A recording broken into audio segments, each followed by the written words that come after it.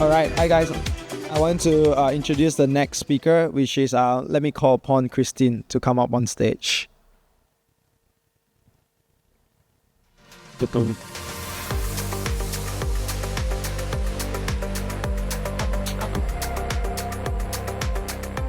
All right, the next one, Brian to come.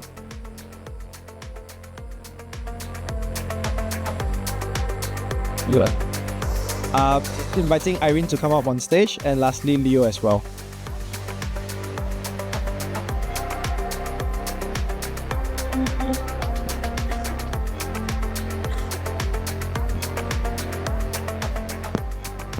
Okay guys, welcome to the next topic, and today we're going to discuss SocialFi trends and their implication in SEA user. So first off, I want to give you guys the stage to give a little bit introduction, but with a fun twist to it. So I want you guys to tell us one fun fact or incident that got you bullish on Web3.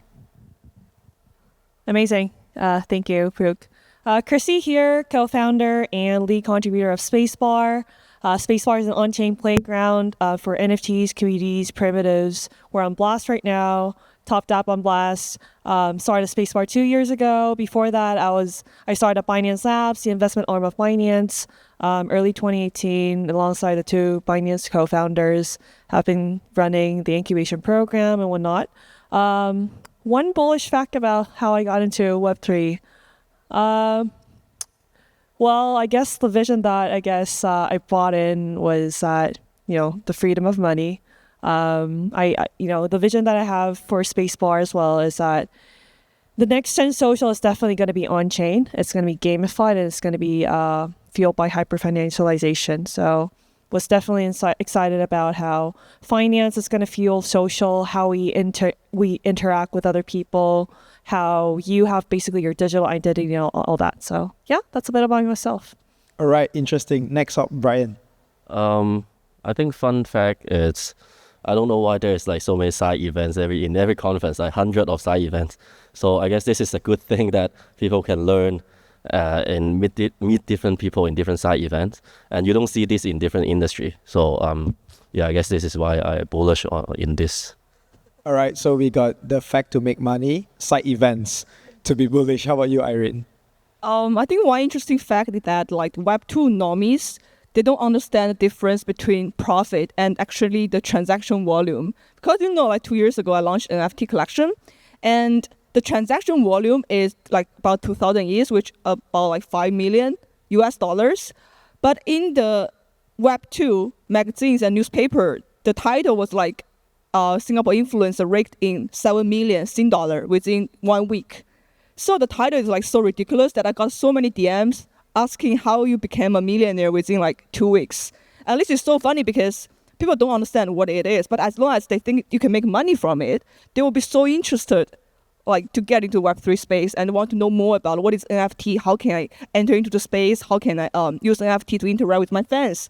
So I think as long as there's money, there's incentives, the Web2 people will always come back to the Web3 space. And that's why I'm so bullish, because I feel like the bull market is coming back. Or we are on the way to recover, and people will just get more interested to learn more about it. I think that's amazing, but nonetheless, it's good marketing strategy, right? Exactly. I feel like that news itself onboarded many people because everybody's be like, oh shit, I want to do that as well. And for girls, they were like, oh fuck, I'm hotter and I have more fans. I can just make more money, right? But to be honest, that's the first step for them to get into Web3. But along the way, they learn more about it. They will find the beauty of Web3 and get into deeper. But I think the monetization is the first layer to come into the space. Yep, I think always is going to be huge news, onboarding people in, and then if they like it, they stay. All right, how about you, Leo? So full disclosure, I'm a meme coin trader as well. So for me, I got very bullish on crypto after I started trading meme coins. Because, I used to be a early stage VC, right? And the way I see it is anyone, any project, any company that can set a new trend or drive the trend in to become a new innovative wave, is gonna win. So I think for crypto and especially meme coin, you create a new set of subculture and then you bring it to light. So that's making me really bullish on crypto in general. Yeah. What's your biggest back? So first one was Doge and then Shift. Bong. Now I'm betting on a couple things. One of which is a Chinese koi multi. Me too. Oh yeah, really? Yes, but I got it for free, which worth is like 20K right now. Congratulations. I had to pay for it, but anyway. Bro, because you don't have crazy headlines, you have to pay for it. All right, let's talk more about SocialFi. I feel like SocialFi has been around, for quite some time. But in 2024, I'm not too sure whether it's still hype, right? So for those people out there who say, SocialFi is dying, what you gotta say to them? I'm gonna pass to Christy. Hasn't even started yet. What do you mean? When did it happen and when did it start disappearing? Again, I feel it's been proven in Web 2 how people want to connect, and when we even talk about we're building this SocialFi on Web 3 and on digital space. I mean, we're at the end of the day, we're all living the digital life right now, and again, I do feel like a lot of your activities that you do in the digital space, if it's tied up with finance, it's about, co-owning assets, trading assets with your friends, aligning interests together. That's basically what SocialFi means. And I feel maybe we didn't have the word SocialFi in the beginning, but then at the end of the day, it's all about how you connect, how you trade with each other, how you co-own assets. And that's basically what I guess, what other, gaming projects are also trying to do, what DeFi protocols will end up doing as well. So it's definitely a trend that, maybe the projects are not saying what they're, the essence of what they're doing is SocialFi, but at the end of the day, even meme coins, right? You trade meme coins together, and if there is sort of a way how you can represent how you guys trade meme coins together, and maybe group trade meme coins, that's sort of a definition of SocialFi together. So definitely think it's never going away. I think we're just in the very beginning of what to happen. I feel it's going to totally disrupt the way how even other Web3 projects and different verticals start thinking about it. If you see the power of, the group, the guilds, the DAOs, and all that. All right, I love it. I'll pass it over to Brian because Christine said that the trend has not come yet. What do you think about it? I think the trend was last year because I was still talking the same thing to every people. 2 years ago we started, so till this day we're still telling them that we are solving the problem for content creator. Users and content creators should own their own profile, own their own content, own their own social graph, and this is what we are doing now with Lens and also Fatcaster. So for example, if you have Lens profile, you can take your Lens profile. If you don't like to use Phaver, you can use it in other platform. And we also integrated Fatcaster, so when you post from Phaver, you can also share on Lens and Fatcaster together. So I guess we still need to have more narrative or promotion for this, and not only meme coin right now. All right, so I think it's a debate here, right? We have one that hasn't come yet. Brian says it's last year. Irene, how about you? It's now. I think as long as Frentech hasn't launched a token yet, I think it still hasn't started yet, because token has it's like a double sword, right?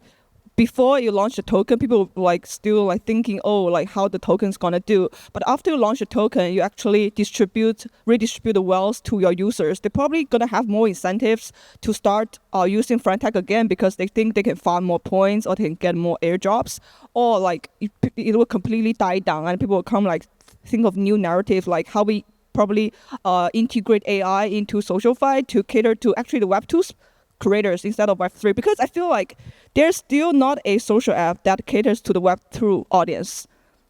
I think Web 2.5 hasn't been approved yet. And to be honest, the reason why some layer 1 is not doing well is because they spend so much money and marketing efforts on Web 2. And actually the Starbucks, the Posh, all the NFTs in the Web 2 space, they actually just died down because there's no new narratives coming into the space. So I feel there is still a way to solve the Web 2.5 problem, but we just haven't found the solution yet. But once we find it, it will be such a huge opportunity to gather so many Web 2 users into the Web 3 space. And therefore, I'm still very bullish. We just need to find the key to open the door. All right, so I think right now, when we look at, for example, SocialFi, some say it's already happened, some say it's not happened yet. So Leo, probably you could share, if it happens, what kind of good case study that you encounter that be like, all right, SocialFi users are getting benefits. Share with us. So I mean, everyone mentioned friend tech earlier. I think that's good. Even the V1, right? You basically trade your friends on friend tech, and you both make profit. Webcast right now, they have the DGen token on base, which is integrated into Webcast. So literally, you can tip other friends, you can tip your people, you can create bounties on Webcast. Or ourselves, right? So we run a Tamagotchi meets Pokemon game on Twitter. So you can farm for like earnings. Well, we have 2 tokens, right? xPet and BPet. So you can farm for BPet by going around Twitter, commenting. Like, for example, I can comment on Irene's post, like, "Hey Irene," blah, blah, blah, and then claim Easter eggs on the post. So that's like the first version of what we're doing, and I think those are some good examples of early UKs from like very vintage Web 2 business models. Like for Webcast, the frames and the DGen tips is basically just like Facebook back in 2010, right? 2010, 2012, right? Or like for friend tech, that basically just like the earlier version of BitCloud, sort of, if anyone remember that. But so basically we're seeing old playbook being renewed and reapplied in the new bull cycle. And I think for V2, I guess we have to wait. But it's basically, for me, the UI right now for friend tech looks like a trading desk with social aspect. So I think the chain will probably be gamify, gamify, tradable, or whatever you want to call it, SocialFi. Yeah, I think I want to throw you back the next question, because like we see there's so many platforms out there, but in the end, there's always going to be only one platform that really strive, right? I think just taking at Web2 as an example. So when you come into Web3, it's not about competition, but it's more towards like collaboration. Do you see like all of these SocialFi brands or project work together, or it's going to be competing with one another? I don't know, to be honest. I mean, for Web2 we saw in the early days, right? There's always like one new player taking over another. But then consolidation started happening. Like Facebook were buying WhatsApp, they were buying Instagram, and then competitors from the east started rising. Like TikTok came from China, and then they started take over the US. So honestly, I don't know. I mean, right now we see let's say Web3 is SocialFi, right? From the west, from US, we have Friendtech, we have Webcast, we have the Phavecaster guys. And then from Asia, we have, like for example, Phaver, and then a bunch of other social apps that's coming out, Lens. So I think it probably the next year or so will be very interesting to see like which way is going to win, or like which way going to be more dominating. And so either the Western DApps have to change to adopt the Asian user population, or the Asian SocialFi players have to adopt some of the Western playbook. I personally a big fan of Webcast, right? I think they're doing a lot of right things, and I think a lot of SocialFi apps in Asia can learn from them. Okay, love it. And then when I look at, for example, Web3 is always about having that +1 element to it, right? For example, we see this new tech coming in, but maybe they utilize blockchain in a certain way, and then people be like, oh, this is something new, I want to hop on top of it. So I want to pass it back to Irene, because do you see like, all these, different brands, Web3, SocialFi apps coming out, and they keep on adding, one feature, will it be, in the end, everybody is like just going to do one thing better than another? Or how does that competition happens? I think just now you were talking whether projects working together or they're competing, right? I think Web3 is about a copycat, right? You came up with a SocialFi project that is so popular, then suddenly all different chains are launching the same kind of product. I remember when Friendtech go viral, there's some same thing on Avalanche and then on Linear called Tomo.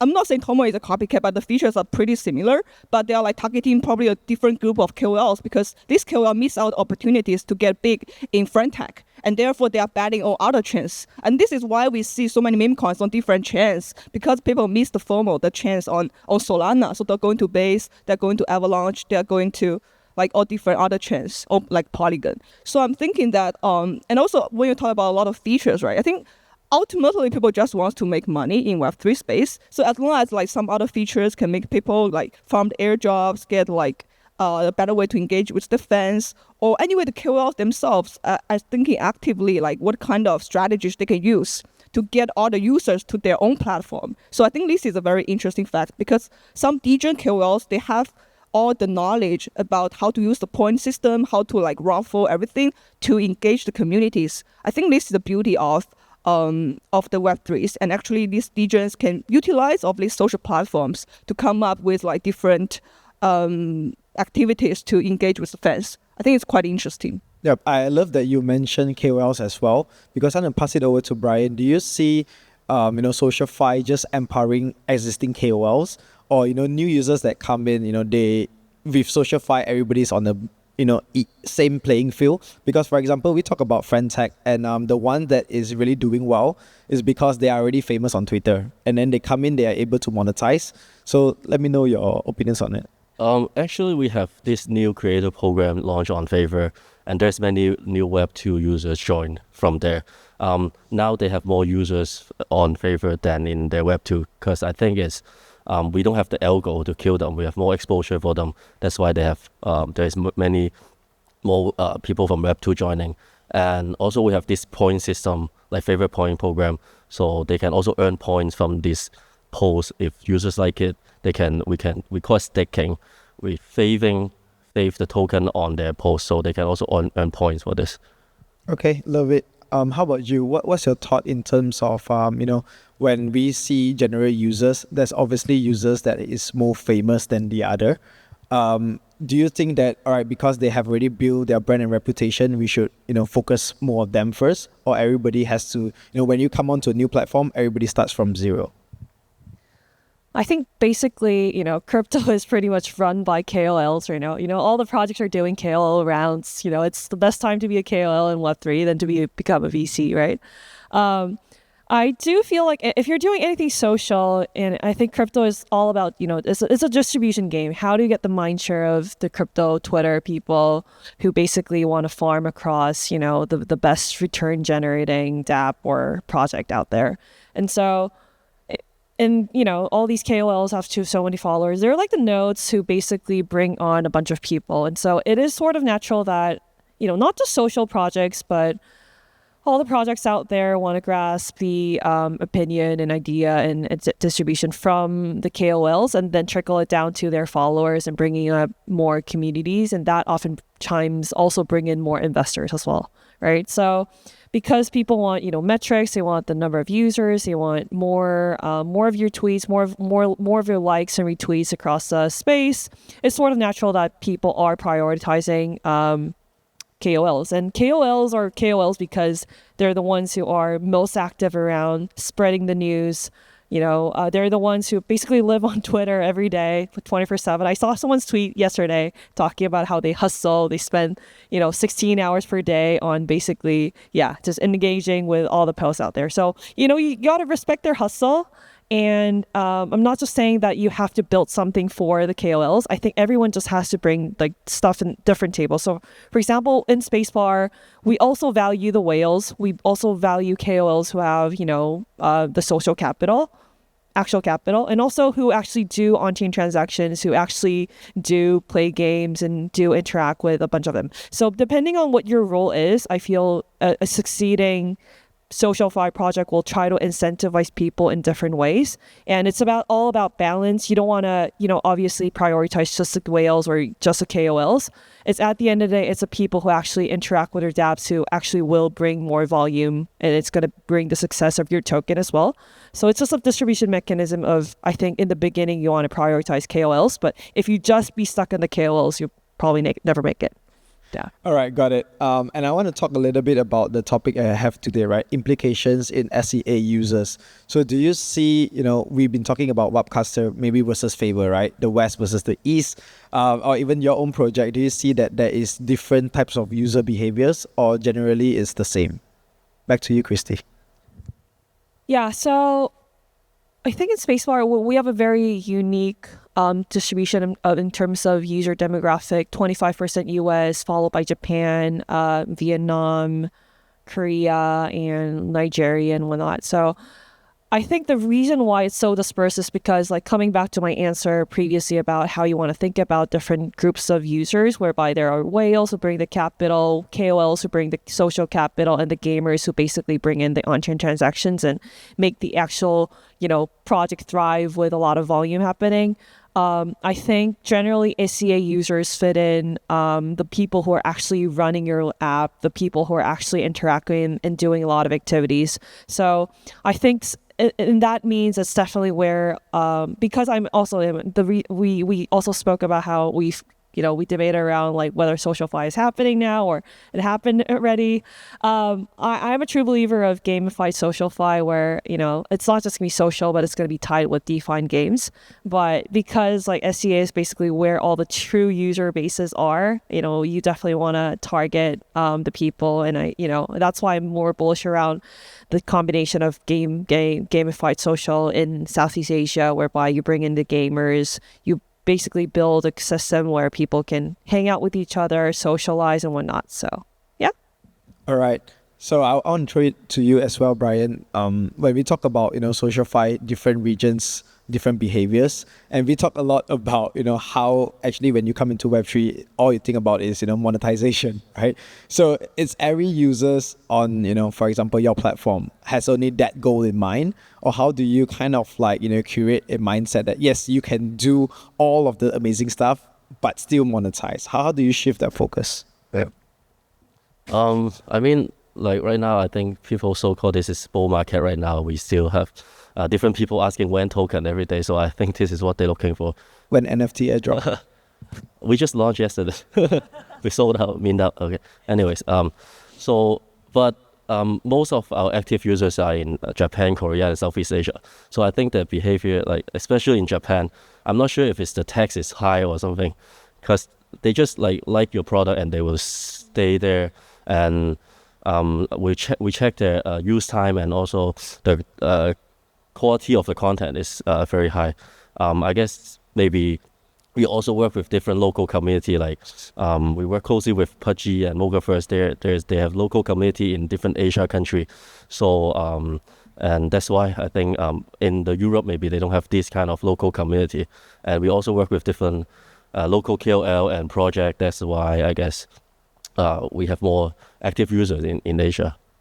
All right. I want to throw it to Irene. If, for example, when people come into your platform for profits, how to make sure that they stay when the profits are low or when things happen?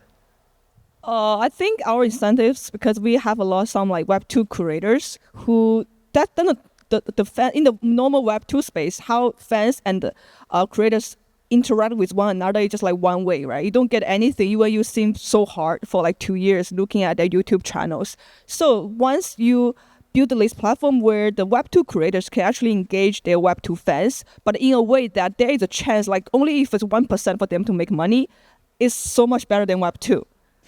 Because at least they can gain something. Like if you bet into this creator early enough, and as the creator grow bigger and the community actually bigger, and you can make it upside by supporting this creator early. And so this kind of feature is never possible in the Web2 space. So as long as we can give a little bit back to the society, to the community who grow together with the creator, I think they will be appreciated. And therefore, I say why it's so different to build something in the Web3 space, because Web3, they are only in for the money. And there's also some reasons why Web2 users, Web2 creators, they don't want to get into Web3 because they feel like once the Web3 users lose the incentives, they would not stay in the community. And therefore, I still think it's important to create some mechanisms for the Web2 users to make money.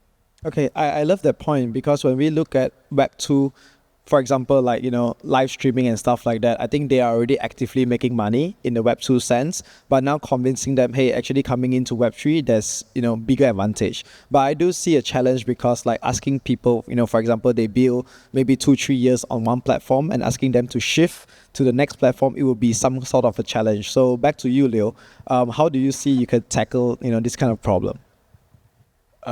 So, I mean, for us as xPet, we start from Twitter, right? So we basically build an additional browser layer on top of Twitter, so allow anyone to monetize their engagement, attention. So economy of attention of engagement, right? So allow anyone to engage their users, also like actually both their users and their followers and themselves make money out of it.